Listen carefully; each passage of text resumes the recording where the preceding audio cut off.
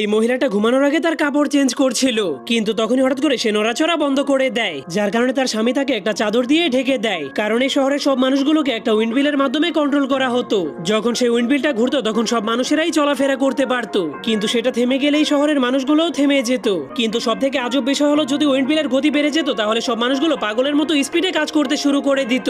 তখন তাদের স্পিড এতটাই বেড়ে যেত যে তারা 1 বছরের কাজ এক রাতেই করে ফেলতে পারতো। কিন্তু একদিন হঠাৎ করে সেই উইন্ডমিলের উপরে বিজলি পড়ে যায়, যার ফলে একটা লোকের জ্ঞান ফিরে আসে। এজন্য সেই লোকটা সেই উইন্ডমিলের কন্ট্রোলের বাইরে চলে যায়, কিন্তু বাকি সব মানুষগুলো এখনো সেই উইন্ডমিলের কন্ট্রোলেই ছিল।